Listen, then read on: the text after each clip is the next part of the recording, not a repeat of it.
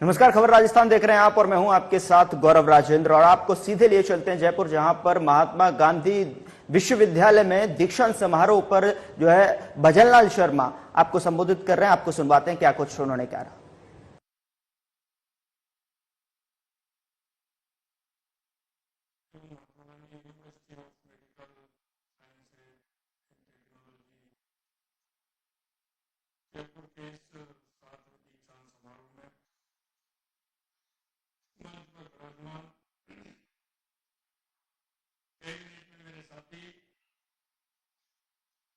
उप मुख्यमंत्री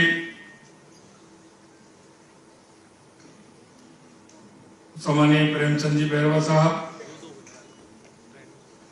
कैबिनेट में मेरे साथी चिकित्सा एवं स्वास्थ्य मंत्री सम्मानीय Gajendra Singh Geeta sahab, chairperson doctor ML Sodkar ji, chairperson cum chancellor doctor Vikas Chandra Sodkar ji, vice chancellor doctor Achal Gulati ji, vice chancellor doctor BK Kapoor ji, former vice chancellor and advisor Sudhir Sachdeva ji, मंच पर विराजमान अन्य सभी अतिथिगण, मेरे सामने बैठे सभी छात्र छात्राओं, उपस्थित सभी महानुभाव, हॉस्पिटल के सभी प्रबंधक, डॉक्टर, कार्मिक, सबसे पहले तो मैं आप सभी का यहां अभिनंदन करता हूं, वंदन करता हूं, क्योंकि आप जिस क्षेत्र में काम कर रहे हैं वो क्षेत्र सेवा का क्षेत्र है। और सेवा के क्षेत्र में जब हम काम करते हैं वो अर्थ से नहीं, मन की शांति से जोड़ा जाता है। इसलिए मैं आप सभी का अभिनंदन करता हूं। मैं अस्पताल प्रबंधक का आभार व्यक्त करता हूं कि जिन्होंने मुझे आप सबके बीच अपने 7वें दीक्षांत समारोह में आने का अवसर दिया। मुझे खुशी है कि महात्मा गांधी अस्पताल में कैंसर के इलाज हेतु साइबर नाइफ और पेट स्कैन मशीन स्थापित की गई है और 11 मंजिल के हेमेटोलॉजी टावर की शुरुआत आज हुई है। आपका ये अस्पताल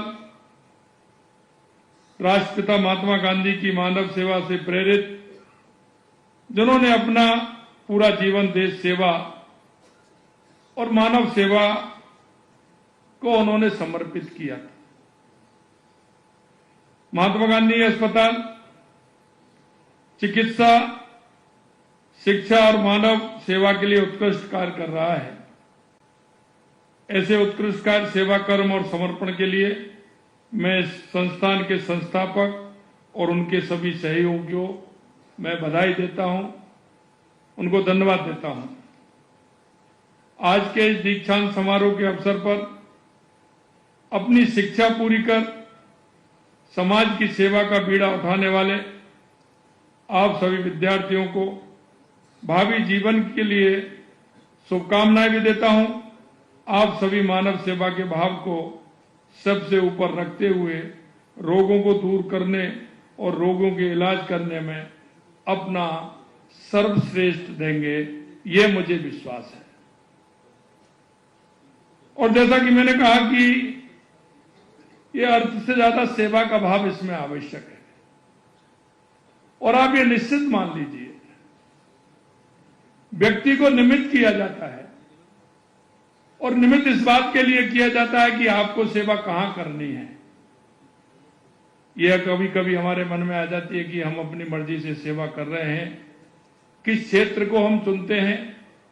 आपके मैं छात्रों से भी कहना चाहता हूं, आपके मन में कहीं की जाने की होगी, कल्पना क्या होगी कुछ के मन में तो ये होगा कि पहले से ही कि मुझे इस क्षेत्र में जाना है, लेकिन कई के मन में ये होगी कि मुझे दूसरे क्षेत्र में जाना है। लेकिन ईश्वर ने मंजूर किया और आप इस सेवा के क्षेत्र में आए, इसलिए भी मैं आपको बहुत बहुत बधाई और शुभकामनाएं देता हूं। और जीवन में क्योंकि हमको डिग्री मिलती है, हम उस क्षेत्र में काम भी करते हैं, लेकिन कुछ काम ऐसे होते हैं जिनको ईश्वर कराना चाहता है, वो भी काम आपसे कराएंगे। और इस सेवा के क्षेत्र में मैं हमेशा कहता हूं कि आप कई डिपार्टमेंट हैं जो सर्विस में रहते हैं, उनकी ड्यूटी 8 घंटे रहती है, लेकिन इस क्षेत्र में काम करने वाले की व्यक्ति जो होते हैं उनकी ड्यूटी 24 घंटे की होती है। कभी कभी तो ऐसा अनायास आता है कि आप 16 घंटे की ड्यूटी भी करके आए हैं, लेकिन अकस्मात कुछ भी हो गया तो आपको वो 16 घंटे से ज्यादा 20 घंटे के लिए भी आपको प्रेरित करते हैं और आपको वो करना होता है, क्योंकि ये सेवा का क्षेत्र ऐसा है कि आपके मन और भाव के आधार पर ईश्वर उसी क्षेत्र में काम करने के लिए आप सभी को लगाया है। इसलिए मैं कहना चाहता हूं कि इस क्षेत्र में रहने वाले उन सभी छात्र और छात्राओं को कि आप इसे ईश्वरीय कार्य मानते हुए और ईश्वर को यह मानते हुए कि उसने हमको ये कार्य सौंपा है, तो उस कार्य की स्थिति क्या होनी चाहिए। आज के अवसर पर मैं आपसे इतना ही कहूंगा कि हम कहीं ना कहीं निमित्त होकर के इस क्षेत्र में आए हैं, तो सेवा के कार्य को हम आगे बढ़ाने का काम हम करेंगे, ऐसा मुझे विश्वास है। आज इस अस्पताल में साइबर नाइफ और पेट स्कैन मशीन का उद्घाटन किया गया है, जिसका लाभ जयपुर समेत आसपास के जिलों को बड़ी आबादी को मिलेगा। उन्हें कैंसर जैसी बीमारियों की जांच के लिए इधर उधर भटकना नहीं पड़ेगा। इस नवस्थापित हेमाटोलॉजी टावर में रक्त संबंधी रोगों की मरीजों के लिए स्थापित सुविधाओं से रोगों के निदान और इलाज में भी सहायता मिलेगी। और ये सहायता हमारे, जैसा कि हमारी सरकार स्वास्थ्य राजस्थान के लिए संकल्पित है, क्योंकि हमने जो बजट के आधार पर इस बार बजट में हमने 27,660 करोड़ रुपए यानी पूरे बजट का 8.26% हिस्सा केवल चिकित्सा एवं स्वास्थ्य के लिए रखा है। इससे पता चलता है कि हमारे लिए प्रदेशवासियों की सेहत कितनी महत्वपूर्ण है। हम चाहते हैं कि वो अंतिम पायदान पर खड़ा हुआ व्यक्ति, किसान है, मजदूर है, गांव में खड़ा है, उस व्यक्ति को भी इलाज पूर्ण रूप से मिले। क्योंकि आपने देखा होगा 4 बातें ऐसी हैं कि जिसमें व्यक्ति का कुछ भी हो जाए, कहावत भी है, मौत मुकदमा मान की और चौथा मेहमान, थाड़ी लोटा बेच करके इनका रखो मान।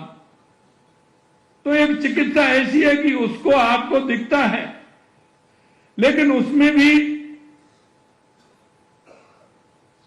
कुछ भी हो, लेकिन हमने इलाज कराना है। व्यक्ति किसी का भी लाए, कहीं से भी लाए, लेकिन इलाज के लिए परिवार वाले, रिश्तेदार जो भी होते हैं, व्यक्ति के लिए जो उन पर होता है वो करने को तैयार होते हैं। इसलिए मैं कहना चाहता हूं कि सेवा के क्षेत्र इसलिए भी आवश्यक है कि व्यक्ति की आवश्यकता कब होती है, यह भी इसमें मालूम पड़ जाता है। इसलिए हमने मुख्यमंत्री आयुष्मान आरोग्य योजना लागू कर कैंसर जैसी गंभीर बीमारियों से ग्रसित रोगियों के लिए चिकित्सा सुविधा बढ़ाते हुए आईपीडी के साथ डे केयर पैकेज जोड़ने की व्यवस्था भी हमने की है, जिससे उसका इलाज भी ठीक तरह से हो पाए। गर्भवती महिलाओं को प्रसव पूर्व जांच एवं चिकित्सा उपलब्ध कराने के लिए मां वाउचर योजना शुरू की है। प्रदेश में चिकित्सा बुनियादी ढांचे को और बेहतर बनाने के लिए आपने देखा होगा मुख्यमंत्री आयुष्मान आरोग्य हेल्थ इंफ्रास्ट्रक्चर मिशन शुरू किया है, जिसमें 3 वर्ष में 15,000 करोड़ रुपए के कार्य करवाए जाएंगे। प्रदेशवासियों को बेहतर मेडिकल कंसल्टेंसी, ऑनलाइन स्वास्थ्य रिकॉर्ड, अस्पतालों में वेटिंग घटाने और चिकित्सा में डेटा आधारित रिसर्च को बढ़ावा देने के लिए राजस्थान डिजिटल हेल्थ मिशन शुरू किया गया है। प्रदेश में अन्य राज्यों और दूसरे देशों के मुकाबले कम लागत पर गुणवत्तापूर्ण स्वास्थ्य सेवाएं मिल रही हैं। इसके चलते प्रदेश में मेडिकल टूरिज्म भी तेजी से बढ़ा है। अब मेडिकल वैल्यू ट्रेवल पॉलिसी के माध्यम से इसे और विस्तार किया जाएगा।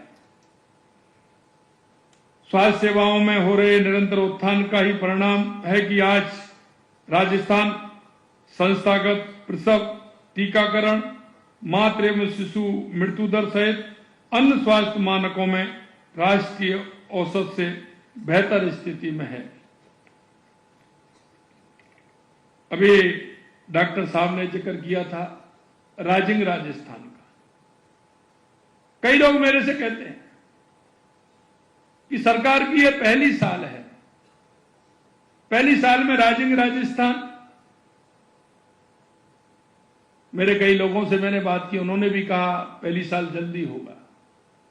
मित्रों, मैं आपको विश्वास दिलाता हूं, क्योंकि जो संकल्प लेता है उस संकल्प को पूरा करने के लिए ईश्वर भी साथ देता है। इसलिए मैं कहना चाहता हूं कि राजिंग राजस्थान में आपने देखा होगा कि जिस तरह से देश के अन्य प्रदेशों में हमें जो सहयोग मिल रहा है, बाहर कंट्रियों से भी जो हमें सहयोग मिल रहा है,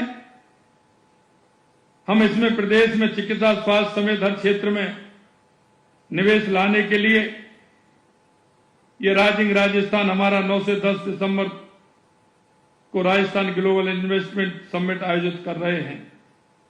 मुझे यह बताते हुए खुशी है कि हम अभी तक इस समिट के लिए लगभग 25 लाख करोड़ रुपए से अधिक के एमओयू हम कर चुके हैं। यह प्रसन्नता की बात है कि स्वास्थ्य क्षेत्र में भी निवेश के प्रति निवेशकों ने काफी रुचि दिखाई है। राज निवेश पोर्टल पर अब तक चिकित्सा से जुड़े 57,000 करोड़ रुपए से अधिक के करीब 300 निवेश प्रस्ताव आ चुके हैं। इनसे प्रत्यक्ष और अप्रत्यक्ष रूप से करीब 6 लाख लोगों को रोजगार के अवसर उपलब्ध होने की संभावना है। मैं आपको राजिंग राजस्थान ग्लोबल इन्वेस्टमेंट समिट में पधारने के लिए भी आपको आमंत्रित करता हूं। मुझे पूरा विश्वास है कि यह समिट राजस्थान को स्वास्थ्य सेवाओं में अग्रणी बनाने में सफल रहेगा। मैं आशा करता हूं कि इस चिकित्सा संस्थान से जुड़े आप सब लोग इसी प्रकार मानव सेवा के कार्यों को पूरी निष्ठा से एवं तत्परता के साथ पूरा भी करेंगे। और क्योंकि कहा है सबसे पहले आवश्यकता चिकित्सा और स्वास्थ्य की होती है, और हमने इसीलिए बजट में प्रावधान रखा है। आने वाले समय में हम चाहते हैं कि डिजिटलाइजेशन हो, जिससे कि जो मरीज है, क्योंकि आज हम देखते हैं कोई भी जांचें होती हैं, अगर 10 दिन पहले जांच किसी की हुई, 1 महीने पहले, 15 दिन पहले, 1.5 महीने पहले होती है, तो दोबारा से डॉक्टर उसका पर्चा बना देते हैं और फिर वो जांच के लिए जाता है। हम एक कार्ड बना करके दे रहे हैं, वो प्राथमिक स्वास्थ्य से लेकर के हर सेंटर तक जाएगा और वो कार्ड में उसकी सारी जांचें होंगी, जिससे उसके जो बीमार है, किस कारण से है, उसके बारे में डिटेलिंग हो सके उसकी हिस्ट्री मालूम कर सकें। यह भी हमारी सरकार अभी राजस्थान के लिए काम करने जा रही है। मैं आपको इतना ही विश्वास दिलाता हूं कि चिकित्सा और स्वास्थ्य के क्षेत्र में ही नहीं, हमारी सरकार हर क्षेत्र में काम कर रही है। और आपने देखा है कि जिस तरह से हमने, क्योंकि हमारे देश के यशस्वी प्रधानमंत्री नरेंद्र मोदी जी कहते हैं कि 4 जातियां हैं, युवा, महिला, किसान, मजदूर, इसमें सभी का समाहित है। हम इनके उत्थान के लिए काम कर रहे हैं। आपने देखा, हमने युवाओं से कहा कि हम 1 साल में 1 लाख सरकारी नौकरी देंगे, 5 साल में 4 लाख सरकारी नौकरी देंगे। आपने देखा है कि हमने 33,000 युवाओं को नियुक्ति पत्र हमने दिए हैं। आने वाले समय में आपने ये भी देखा है कि 90,000 रिक्तियां, 60,000 चतुर्थ श्रेणी कर्मचारी की रिक्तियां, क्या 60,000 नियुक्तियां ये 11 महीने की हैं? ये कितने समय की है? मैं उनसे कहना चाहता हूं कि उन गरीब के बेटे को, किसान के बेटे को, मजदूर के बेटे को, आपको क्या आपत्ति हो रही थी उनको रोजगार देने की? लेकिन 60,000 कोई 10 महीने, 11 महीने, साल, 2 साल में तो नहीं हो सकती। लेकिन हमने कहा, क्योंकि हमने युवा से वायदा किया है, और युवा के साथ जो वायदा किया है, हमारी सरकार उसके लिए कृत संकल्प है, हम उसे पूरा करेंगे। आने वाले समय में मैंने जिस दिन मेडिकल हेल्थ की समीक्षा बैठक ली थी, मैंने कहा था कितने पद खाली हैं, कितने डॉक्टरों की आवश्यकता है, कितने नर्सिंग के छात्रों छात्राओं की आवश्यकता है। मैं आपको इतना ही विश्वास दिला सकता कि हमारी सरकार हमारे उन युवाओं के लिए, हमारी उन बहनों के लिए, हमारे उस किसान के लिए, हमारे उस मजदूर के लिए और राजस्थान को आगे, हर क्षेत्र में आगे बढ़ाने के लिए कृत संकल्प है। हम हमारे राजस्थान को एक उत्कृष्ट राजस्थान, एक विकसित राजस्थान निश्चित रूप से आने वाले समय में हम बनाएंगे। हमने जो हमारा संकल्प पत्र में, हमने जो हमारा एक एक वायदा राजस्थान की जनता के बीच में किया है, क्योंकि हम इसलिए कहना चाह रहा हूं कि हमने 11 महीने के अंतराल में लगभग 50% संकल्प पत्रों को हमने पूरा किया है, जो हमने 5 साल के लिए लिए थे। आने वाले समय में हम उन पूरे संकल्प को हमारे को पूरा करेंगे, और युवा, महिला, किसान, मजदूर, वो हमारा पूरी तरह से जो उसको हम सुविधा देने वाले हैं, उनके जो हमने संकल्प पत्र में वायदे किए उनको पूरा करेंगे। आज के समारोह में मैं पुनः उन सभी छात्र छात्राओं को बहुत बहुत बधाई देना चाहता हूं, उनको धन्यवाद देना चाहता हूं, और उनसे आशा और उम्मीद करता हूं कि आने वाले समय में वो एक अच्छे नागरिक बनेंगे, क्योंकि हम इस प्रदेश के, इस देश के एक नागरिक भी हैं, और उन नागरिक कर्तव्यों की तरफ भी हमें देखना है। क्योंकि आज के समय में व्यक्ति अगर देखता है तो सिर्फ अधिकार की तरफ देखता है। पिता का अधिकार क्या है, पुत्र का अधिकार क्या है, पत्नी का अधिकार क्या है। लेकिन मित्रों, मैं आपसे कहना चाहता हूं, आप एक नए जीवन की तरफ अग्रसर हो रहे हैं कि हमारे जीवन में हमें कुछ हमारे कर्तव्य भी हैं, मां भारती के प्रति भी हैं, व्यक्ति के प्रति हैं, परिवार के प्रति भी हैं, राज्य के प्रति भी हैं, देश के प्रति भी हैं। हम उन कर्तव्यों को ध्यान में रखते हुए हमारे जीवन को आगे बढ़ाएं। मैं इस कार्यक्रम में बुलाया, उन सब के लिए बहुत बहुत धन्यवाद। छात्रों को पुनः धन्यवाद। जय हिंद, जय भारत, जय राजस्थान। तो अभी आप सुन रहे थे महात्मा गांधी विश्वविद्यालय के दीक्षांत समारोह कार्यक्रम में जो है सीएम भजनलाल शर्मा का संबोधन, जो कि साफ तौर पर जहां चिकित्सक और जो है स्वास्थ्य संबंधी सेवाओं पर जो है बल देते हुए नजर आए। वहां मौजूद लोगों को भी उन्होंने संबोधित किया। फिलहाल आगे बढ़ते हैं, अगली खबर का रुख करते हैं। झालाना डूंगरी स्थित राजस्थान इंटरनेशनल सेंटर में रविवार को वरिष्ठ पत्रकार मिलाप चंद्र को जो है जिन्होंने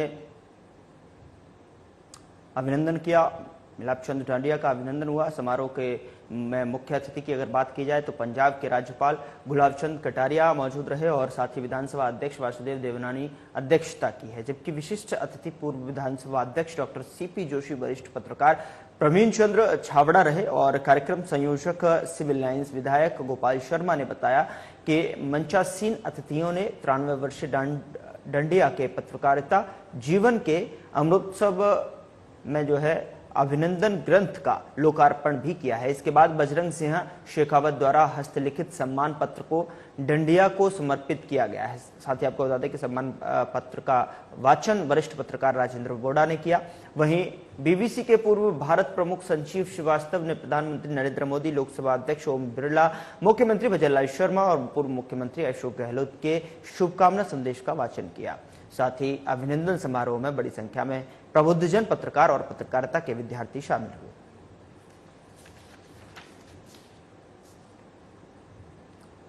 उधर पंजाब के राज्यपाल गुलाब चंद कटारिया ने कहा कि मिलाप चंद डांडिया का सम्मान पवित्र लेखनी का सम्मान है। यह सम्मान आने वाली पीढ़ियों को बहुत कुछ सिखा देगा। सच को सच कहना ही पत्रकारिता है। उन्होंने कहा कि राजस्थान की पत्रकारिता में आज शुचिता है और दृढ़ता है। कटारिया राजस्थान के वरिष्ठ पत्रकार मिलाप चंद डांडिया के अभिनंदन समारोह को संबोधित कर रहे थे और इस अवसर पर पंजाब के राज्यपाल कटारिया, राजस्थान विधानसभा अध्यक्ष वासुदेव देवनानी, पूर्व अध्यक्ष डॉक्टर सीपी जोशी और विधायक डॉक्टर गोपाल शर्मा ने समारोह में डांडिया का स्मृति चिन्ह भेंट का जो है शॉल उड़ाकर साफा पहना का सम्मान किया। राजस्थान विधानसभा अध्यक्ष वासुदेव देवनानी ने कहा कि श्री डांडिया पत्रकारिता के आदर्श प्रतिमान है।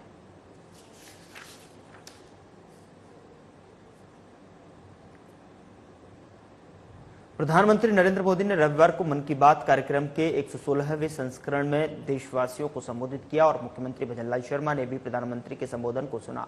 इस दौरान राज्यसभा सांसद मदन राठौड़ भी उपस्थित रहे। आपको बता दें कि प्रधानमंत्री नरेंद्र मोदी ने अपने संबोधन में एनसीसी दिवस की चर्चा करते हुए कहा कि एनसीसी युवाओं में अनुशासन, नेतृत्व और सेवा की भावना पैदा करती है। जब भी कहीं कोई आपदा होती है, वहां मदद करने के लिए एनसीसी कैडेट्स पहुंच जाते हैं। उन्होंने कहा कि एनसीसी कैडेट्स की संख्या बढ़कर 20 लाख से भी अधिक हो गई है। साथ ही गर्ल्स कैडेट की संख्या भी 25% से बढ़कर 40% हो गई है। उन्होंने युवाओं से अधिक संख्या में एनसीसी से जुड़ने का आग्रह किया।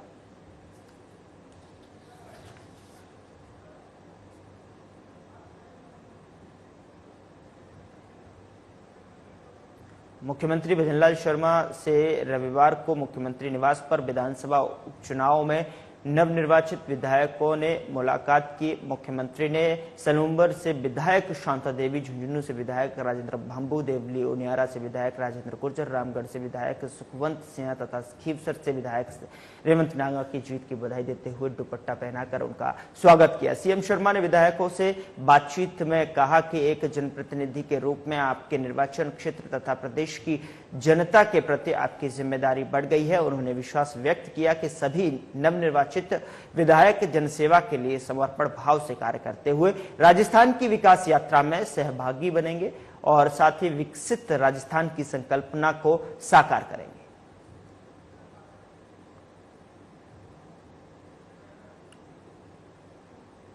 भारतीय जनता पार्टी प्रदेश कार्यालय में संगठन पर्व 2024 के तहत सक्रिय सदस्यता और संगठनात्मक चुनाव बैठक का आयोजन हुआ है और साथ ही आपको बता दें कि संगठन पर्व 2024 बैठक को बीजेपी राष्ट्रीय महासचिव और प्रदेश प्रभारी डॉक्टर राधा मोहन दास अग्रवाल, प्रदेश के मुख्यमंत्री भजनलाल शर्मा, बीजेपी प्रदेशाध्यक्ष मदन राठौड़, पूर्व प्रदेशाध्यक्ष और साधारण सदस्यता अभियान प्रदेश संयोजक अरुण चतुर्वेदी, सक्रिय सदस्यता अभियान प्रदेश संयोजक ओंकार सिंह लखावत ने संबोधित किया। बता दें कि प्रदेश प्रभारी राधा मोहन दास अग्रवाल ने बैठक को संबोधित करते हुए कहा कि राजनीति की दो जातियां होती हैं और एक सत्ता और दूसरी संगठन। हमें संगठन को मजबूत बनाते हुए हर जिले में सक्रिय सदस्यता अभियान को सफल बनाना है। प्रभारी अग्रवाल ने 5 सीटों पर जीत की बधाई देते हुए कहा कि आप सभी कार्यकर्ताओं की मेहनत ही है कि आज हम उपचुनाव में 5 सीटें जीतकर आए हैं। फिलहाल बुलेटिन में इतना ही। नमस्कार।